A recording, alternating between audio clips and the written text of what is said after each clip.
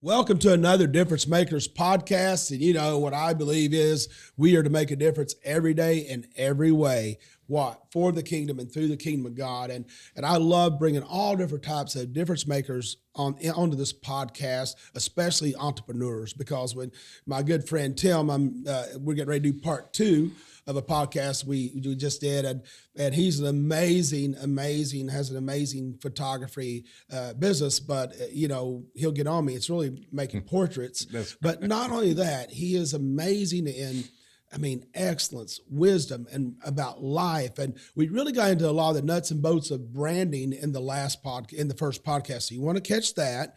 And Tim has just built an amazing business. He and his lovely wife Beverly, and been lifelong friends for 25 years with me, and really mentored me in a lot of areas in my life and coached me up in a lot of areas. And I just asked him if he would stay around and really talk a little bit more about our potential and discuss with us some opportunities of his coaching business that he has, because really that's the part that just takes us to another realm. Right. I have 2 young adult sons. I demand that they're being coached, which they love it there, but they have to pay for it. It's not free, right? I'm always being coached. I always have something going on in my life that I need coaching, and that's what takes us. If it's not worth being coached up in, you're probably wasting your time anyway. Yeah. And coaching in business and in the kingdom is so much more than just a technical aspect. It's what it takes to get your potential out of you, whatever that is at that moment, just like someone that's working you out, right? Same way. So Tim, why don't you just take off and share with us? Well, yeah. You mind if I just tell a quick story? Yeah, go for it. Because my father, I mentioned in the first, was paralyzed from his armpits down. He was just an amazing man, and just wasn't supposed to live. First year, we were throwing darts, and he slipped the disc. It slipped inward instead of outward, and he became paralyzed from his armpits down. He died twice in that first year, pronounced dead, 17 major surgeries. He was a really strong man and a great mentor and influence for me, just an amazing man. But the story, I wanted to share with you, he was with the Army Depot at the time when this happened. And they told us, they said, your father's not going to live. He's not going to live. And he proved them wrong. Yeah. He lived. And then they said, well, he's going to be a vegetable. And he may live, but he's going to be a vegetable. And that wasn't the case. And they said, well, you know what? He's going to be bedridden the rest of his life. And after that first year, he was out of that bed in a wheelchair, getting ready to go back to work. But the story that I find most interesting was, and the way he told it to me, he said, they said I wouldn't be able to do this and I wouldn't be able to do that. And he said, I proved them wrong. But he said, the thing that I look back on that was the most meaningful to me, there was a colonel, I think his name was Colonel Starr, at the Army Depot, that called my dad after he was in the wheelchair and gone through these victories one after another. And he thought, I've conquered this. And he said, Bob, I want you to photograph my daughter's wedding. And my father said, well, Colonel, he said, I don't know if you've heard or not. He said, but I'm in a wheelchair. And he said, I've heard. And he said, but I still want you to photograph my daughter's wedding. Yeah, I've heard a lot of the story. I never heard this part. This is exciting for me. Well, it's just, every time I think about this, it just takes all my excuses away. And so he said, Colonel, I don't do photography anymore, but what I'll do is I'll bring some photographers and I'll kind of orchestrate. And the colonel said, let me rephrase that, Mr. Walden. He said, you get your butt out of bed and you get out here and photograph my daughter's wedding. Wow. And to the day my dad died, he said, I thought I had reached my potential because I'd overcome all these obstacles. But it wasn't until that happened that I understood I wasn't at my potential. Wow. And from that wheelchair, he photographed over 1,000 weddings. Wow. I used to drag him up and down the steps. Yeah, we're talking from here down. Oh, yeah. You could pinch him under his arm. He couldn't feel it. Wow. I mean, he couldn't lean forward like we do. And he said, I didn't know. He said, I was so excited about all the things I'd accomplished, but my potential was still out there. Wow, that's so good. And I'll never forget that. As I think about him, I think about, gosh, he beat all the odds, but yet he still wasn't at his potential. Wow. So I question, how many of us are truly at our potential. So good. And we yeah, sometimes, you know, I whine and moan like the rest of us sometimes, and I think about those stories, and Yeah. I think about the things he overcame, and it's just such amazing inspiration. And Wow. it forces me every day to say, you know, I could do better.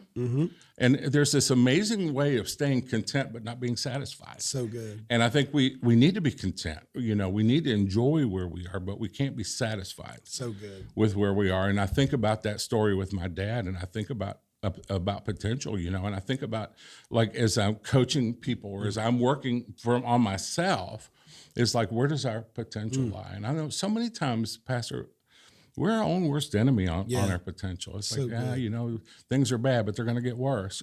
It's like, seriously?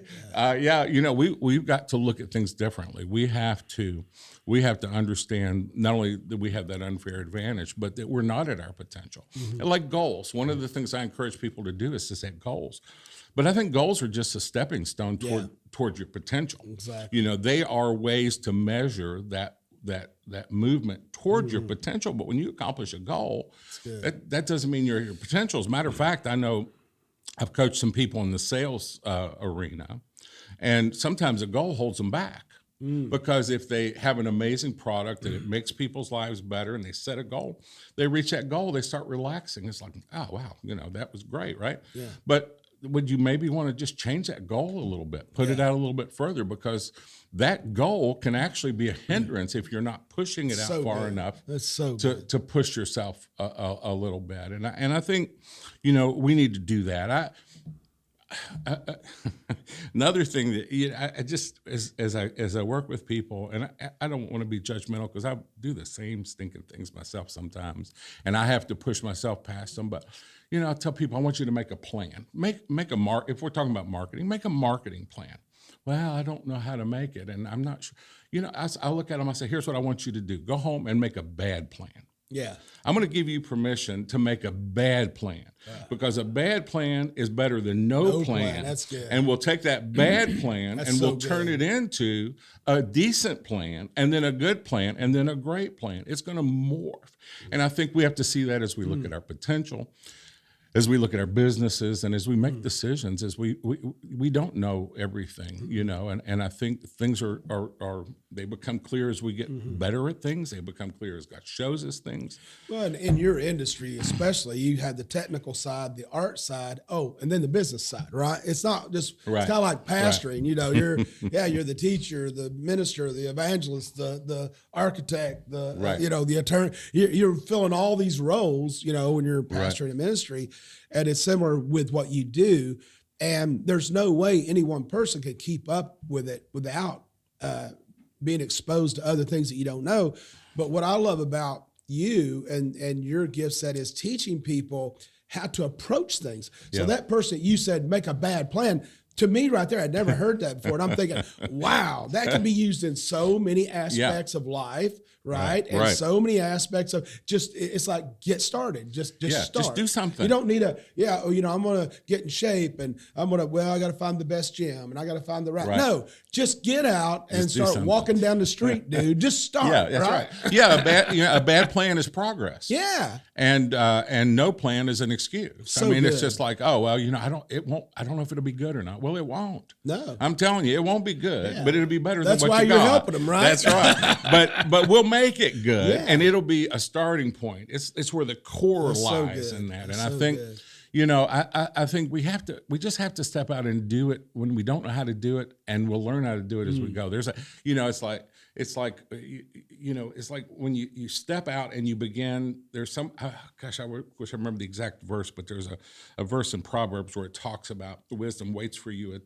the gate, and it waits for you at that Y in the road, that pathway. And I think sometimes we have to get to that path, and wisdom is waiting for us there, because it's what we accumulate on that walk. Yeah. It's like, I'm going to sit here till I'm wise enough to do this. Well, you'll be sitting there till the day you die. Forever, It's like, that's not the way it works. So good. And so, I think that's an important part of any. It has nothing to do with what you do, but it has to do with how well you do it and how far you go with the important things in your life. So good, Tim. I mean, that aspect that we have to really be humble enough, right, Yeah. to say, none of us are reaching our potential, right? Right.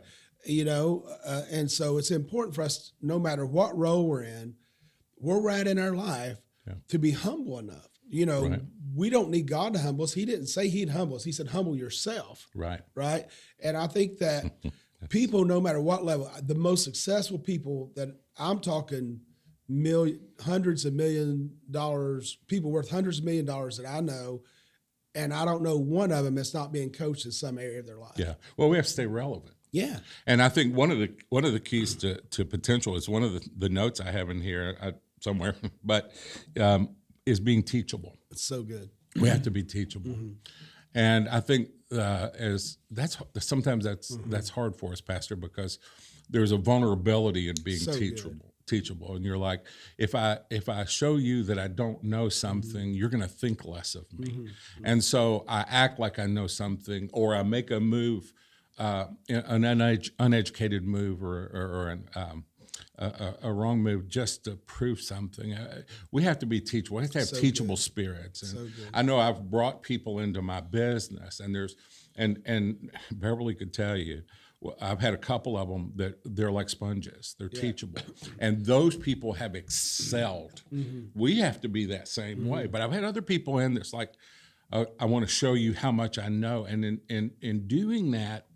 You can't, you hit that wall. They take the potential of the whole wall. organization down. Yeah, Not just them. absolutely. And you have someone who would seemingly have a lower ceiling or less potential and blow them away. Yeah, Right? right. Just because they fulfilled their potential. The old saying is so true. I only know what I know. That's right. My And dad I used to don't say, know anything else. My dad used to tell me the most dangerous person in the room is the one that doesn't know what he doesn't know. That's so yeah, good. and it's so true because everything's about a balance. I can say all these things matter of factly, and there's times where you do need to step out maybe and show somebody you can do something. So take all this in balance, but I think we're talking about the depth of this, the spirit that's inside of you that says, I'm here to be excellent. I'm here to serve you, Pastor. I'm here to be what you need me to be.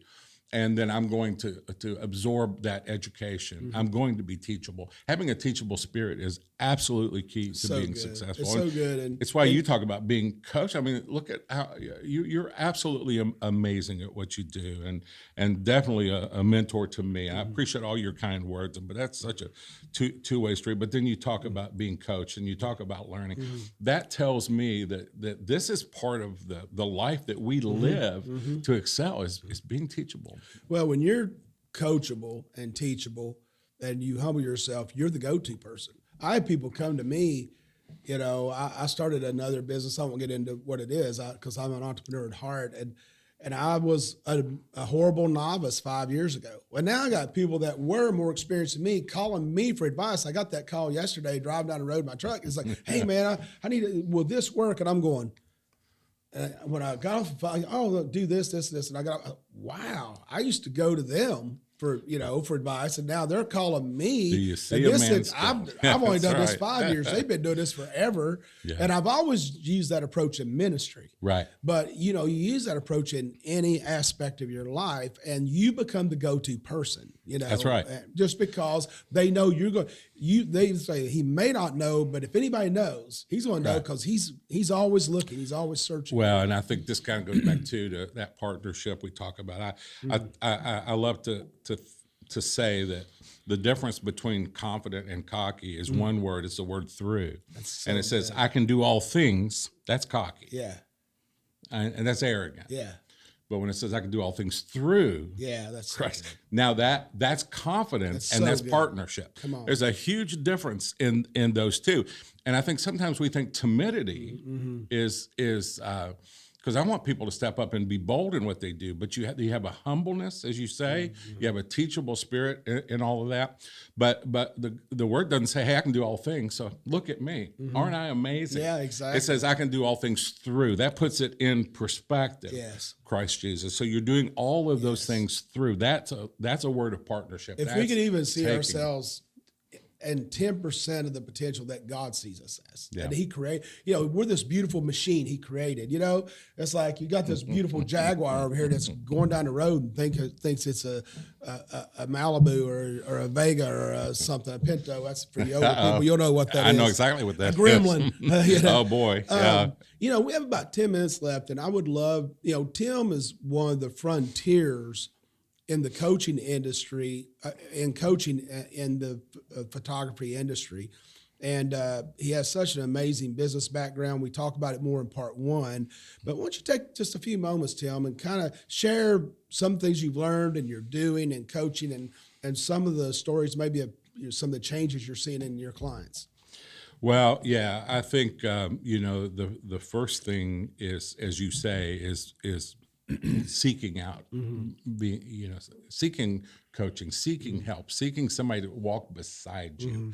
And sometimes it's being a fan and encouraging people, because, I think one thing I've learned is that, fear will make its own plans.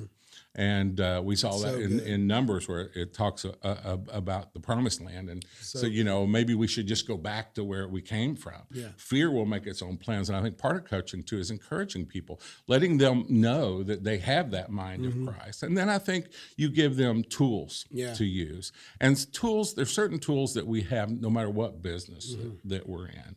And I think, that talks about how is God partner? How are you partnering with them? What is the purpose of what you do? And when you have purpose and you have partnership, you'll then have passion. So good. And that passion will begin to push you to new levels. You ever have a project, maybe you have a home project or something, and they say, well, just go to Lowe's and get this tool. And you go in this section and it's these tools, and you start looking at things and go, what could you even do with that object, right? Right. But you take a craftsman and they know exactly what to do with it. And it's going to make the job better and more efficient. And I think when you say tools, it's so important to have the right tool for the tool set you need. Right. A lot of people have tools, but it's not the tool set they need for the job or the clarity or the purpose they got to accomplish. Absolutely. And I think too, Pastor, there's so many things change in today's environment on the way we achieve what we want, the way we execute it, but a lot of the core values and principles never change. Right. And a lot of those things, we just have to learn how to apply them in today's marketplace or in today's businesses or ministry or whatever it might be. God gave me 10 P's that I like to share. First one is partnership, and the second one is purpose, and we've talked a lot about that. And the third is passion. Passion will be built when you have those first two in place. The fourth one we talked about is potential, understanding you're not at your potential. And what are the things you're going to do to get to achieve your potential? And then the next one is preparation. And I think, the proof of our desire is in our preparation. Yeah, so and your desire is not there if the preparation's not there. So good. And I think preparation has a high level of faith attached to it. Yes. Because, if you build it, they will come for the old baseball thing, but we step out, So good. and the word tells us that his word is a light unto our feet. Well, you don't need a light if you're not moving. Come on. I mean, you don't need that light if you're sitting still. So you have to step out. And I think preparation is a big part of it. Then you proceed, you actually, you start making a move in your business. And after you've done these things, you've done that preparation, now you step out, you start executing some of those things. So good. And then prudence, wisdom. One of the things I do every day, or try to do every day, is read the Proverbs for that day. I call it, God's you've been business. Ever since I've known you, that's one of the first things we talk about. Right. And it's God's business book. I know it's more than this, but it is a business book for those Marriage of us. book, business book, raise a family ministry book, be a man, be a woman book, Yeah. whatever you want, you man. name it. And it's just amazing. You can read that every day, and something new, can be. It's like where you are at that moment. Then you see something, and I'm telling you this. What version do you like best when you read? Oh gosh, lately I've You've been doing it for I've known you for over 20 years. And I know you. Lately, I've been reading the Passion Translation. I love the Passion Translation. Really loving that. But I always would go back to the Classic Amplified. That's I love when great, it's just amplified, fleshed A out. lot of people don't understand. It's important to say classic because a lot of the Bible rights have been taken, and even some of the NLT versions, NIV, and even some of the amps and different things, they've taken out key verses in scriptures and stuff. Absolutely. Scary, man. to think Yeah, about. no, absolutely. I go back to the sometimes I'll go between that and the Passion Translation, and I'm really enjoying both of those. But yeah, I mean, God's word, you're going to get something from it good. all the time. So good. you gotta begin. You get prudence. You need wisdom, and man, it's a book of wisdom. That's why you want to read every day, and it talks about seeking counsel and how important it is that we always seek counsel.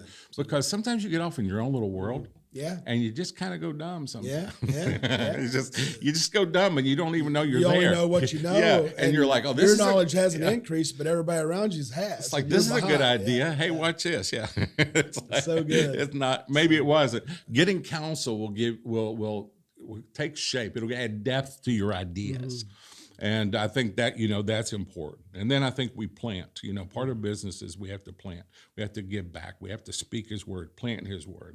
That's important, is that we're always planting. And planting is financial, but planting is much more than that.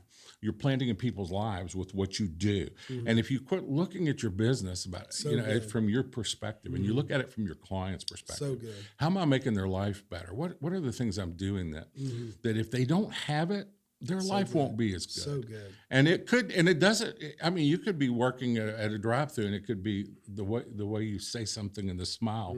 And I know Bev went through a place the other day, and they were so friendly. She pulled up and she said, "Thank you." Because she noticed it. It's like, and it was like somebody just started your day out right. And we need to plant. We need to be planters. And then perception is important. And I'm talking about our perception, not what reality is so much, but how we perceive what we're doing from a spiritual perspective, from God's perspective. And I know even when we read that book many years ago, The E-Myth, it talked about perception becomes reality. And I remember we had a business that was failing miserably, as I said before. And so what we did was we made it look successful. I put in front of my eyes and my clients things that when they walked in, they looked at it and they go, wow, this is a successful place. So good. And it became a fulfillment, self-fulfilling prophecy because I treated it with respect. And my question to business owners, and I ask photographers this, if you don't respect your art, or if you don't respect your business, why do you expect me to? Yeah, exactly. If you're going to talk about it, it's just this little old thing that we do, and I just take a couple of pics, and you start. Well, why do you want me to respect it? Exactly. It starts with you. You set the tone. So I think our perception, and then persistence, is the last of those 10. Good. Persistence is just that bulldog tenacity. I had a bulldog named Rock. I love Rock, man. I love bulldogs. Rock was the coolest dog ever. And I got to tell you, we call it the bulldog stare. I got this plastic bottle here. He loved plastic bottles, Pastor. And I mean, that was his favorite toy, which is kind of great because you don't have to go out and spend a lot of money, right? Just give him the bottle when you're through. But every so often, we wouldn't maybe remember he was around us or whatever. And we'd be going about our day, 10, 15, 20 minutes going. Beverly would say, where's Rock? I don't know. Where is Rock? Well, Rock would be setting, wherever we'd set that bottle down, he'd be at the counter. Looking at it. And he would never take his eyes off of that bottle. Wow. I mean, sometimes I don't even know. He could have been there 30 minutes or longer. But he always got that bottle. And I talk about that, having that bulldog stare. That's tenacity, that persistence. Just don't take your eyes off the prize. He couldn't reach it. He had no idea how it was coming. Well, maybe he did. But he sat there, and eventually we're like, where's Rock? Yeah. And we'd go over, and there it was, and you know what we do. And you know what, too? Not only did he have focus and stare, but he had confidence, right? He did. Tim and them, they would have like Christmas parties, and there'd be 30 people walking through their house. Rock would be in the middle of the floor, sound asleep. People go up and pet him. They're like, is that dog alive? Yeah. He's this big, old, beautiful English bulldog laying there, man. Like, I don't care. Every now and then, if you bugged him, he'd look at you like, whatever, and go back. But when he wanted the bottle, Yeah. He's going to stand there for an hour if he has to. Whatever it takes, and Isn't never that so takes his cool? eyes off the prize. You know, and Focus brings confidence. I think I should write a book one day. Everything you need to learn in life, you can learn from a bulldog. I love it, Because man. I that love it. tenacity and Yeah. that love, they have the love and the tenacity, and they have the strength and all of Oh, those things. man, But man. I love that story, you know, because Beverly's like, "Where is he? Oh my God, go back upstairs. Did we leave the bottle sitting there?" There he'd be sitting in the bathroom staring at that water love it, bottle man. right there. He is a hoss. And so, yeah, those are kind of things that God has shown me that we try to work through kind of based on who it is we're coaching and where their greatest needs are. But the first part, sometimes just getting past yourself. Yeah. And getting past some of the excuses. You're right. You can't, like we say, you can't write a good plan. Yeah. Let's just make one. Or you're right. We can't do this, but what can we do? Helping them set the proper perception of where they're at. Because most times we're way beyond what we think we are. We're focused on the one or two things we're missing and missing the 8 things we're doing well. Right. And you get the right person that can see you and go, Right. oh, okay, tweak this, do that, you know, it's huge. Well, and for us, our goal is not to get clients. Our goal is to get the right clients. And that's any business. I remember any you told me business. sometimes you just have to fire clients. Yeah, that's right. You know, well, you get businesses and they're jumping through hoops to do things under the guise of customer service, and that's the wrong client. It's just the wrong mix, and that client doesn't know who you are, so they're choosing you for the wrong reasons. Then you're being led astray by what they're saying. And reality is, drawing the right client is absolute key. And I think it's true with any brand. I mean, even in ministry, you're going to drive the people here that say, you know, God leads here, and this is what I need. This ministers to me. This is important. This touches me. And I went through that phase of trying to be different things we to all different do. people, Yeah, you know, but we had to come back to we're a spirit-driven church, right? Yeah. Who are But, you? That's right. But we're also a leadership-driven church. Right. And I don't speak on Sunday to everyone. Right. I speak to the ones in that audience that want to have transformation in their life, they want to Right. grow, and they want to also be leaders. If you don't fit one of those 3, Right. you know, we have many salvations and healings and stuff like that. And that comes because of that process. But we're not, you know, we're no longer trying to be 5 different things. Right. We are who we are, Right. and you will be back if we fit. But we can serve you well. Because That's if we're right. trying to serve you and you're not wanting to be in that flow, it hurts both parties. And it's the same in does. business. It's such wisdom. It does. And I think ultimately business success comes in drawing the right people. Drawing the right people comes in that clarity we talked about, defining who you are. And then you can become excellent. You carve away the things you're not. And So then good. the people that love it will come. And that's why I say successful businesses drive people to them and away from them. So good. Because they can't be everything, and then you're not good at anything. You're not exceptional when you don't do the things we just talked about. Well, as we wrap up here, Tim, I know we'll have on the screen, you know, how to contact your business and stuff, your email and all that. But is there anything else you want to say before we sign off to the folks? Just how honored I am always to sit by my friend, Pastor. I Yes, love you. sir. I love you I too, love you buddy. deeply. You're way beyond a friend. You're like family. And Yes, sir. I'm honored to be here. A lot of what I know is because of you and others that speak into us. That's what we do. And so I just want to say thank you. It's meaningful. It touches me. I Thank appreciate you. it. It's an honor. We love you and Beverly and the girls so much, and such an honor to be with you. And if you really want to have a true entrepreneur, difference maker, who's a godly man, full of wisdom, but an expert in his field and really in business, this is the guy, Tim Walden. So I'd love for you to reach out and just find out what he does and if it fits you. He can coach you in any business. It doesn't have to be photography. I mean, you know, he's an amazing entrepreneur, branding, process, everything. So I hope you reach out to Tim, and because he's truly a difference maker, and I believe you're a difference maker, making a difference every day in every way. So join us again on another podcast. See you soon.